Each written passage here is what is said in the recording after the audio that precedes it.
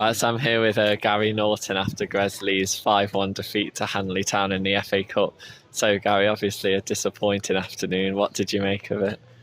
First of all, I want to apologise to anybody who travelled today. I don't think anybody expected that sort of scoreline here. I think disappointing is perhaps an understatement.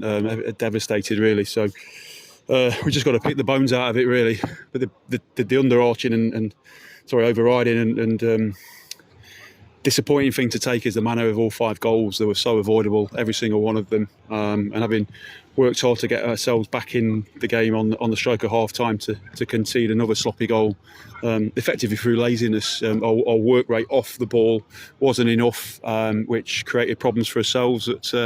And we got our just desserts going into 2-1 at half time. Made a positive change in the second half, bringing Danny Mundy on, and then we've given a goal away through Joe under pressure, but under no pressure in terms of knowing what the right thing to do. To get caught in possession when we're chasing the game at 2-1 down to concede a third was disappointing. It's one that we hope he learns from. He certainly held his hand up in the dressing room. And then the fourth goal was a bit of a mix-up in terms of, or what was it, a lack of discipline or a mix-up?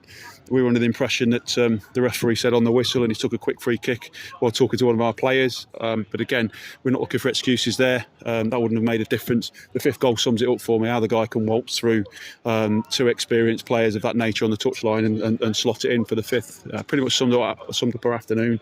And we've got to bounce back from that. But, it's a bitter disappointment because we had great hopes of going through to the next round.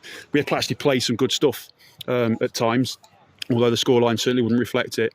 And again, if you look at the goals conceded, argue apart from Joe with the third goal, the back four, none of them were down to the back four defensively. It was as a team, our work ethic and shape off the ball that perhaps contributed to our downfall today.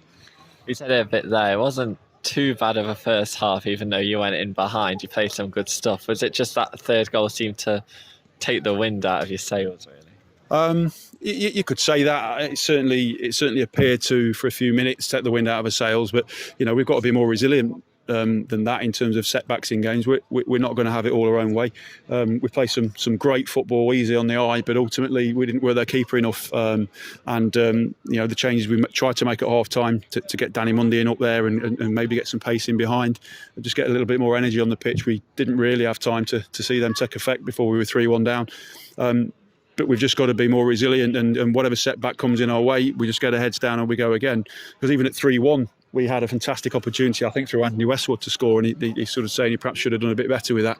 And that pegs it back to 3-2, who knows then. But certainly today, I think it was more us shooting ourselves in the foot than them being loads better than us, if I'm honest. That's just being fair. That sort of performance defensively and off the work rate off the ball isn't acceptable and won't continue. And finally, just about Danny Holmes, obviously got sent off. That's Albie and Danny out now. Any comment on that red card? Danny is always going to get yellows. His first one was after an interaction with the referee. I don't think the referee helped Danny in either occasion, really. First one, I heard it, he just asked a genuine question. There was no malice in the question asked, but the referees obviously assumed it as a degree of sarcasm and booked him.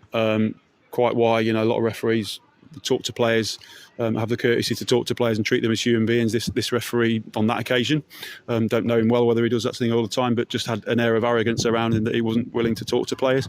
And then however the second yellow card has come about, the referee has allegedly said on the whistle, they took a quick free kick. Danny's said that. I don't know whether Danny said anything offensive in terms of swearing, but it seemed a fairly reasonable, certainly from what I heard, it was a reasonable request, as you said, on the whistle. And the referee, again, showed complete arrogance to bring the second yellow out. So that doesn't abstain Danny from any blame of himself, because sometimes the way he talks to referees doesn't help. But I think on this occasion, it was perhaps harsh. Okay, thanks.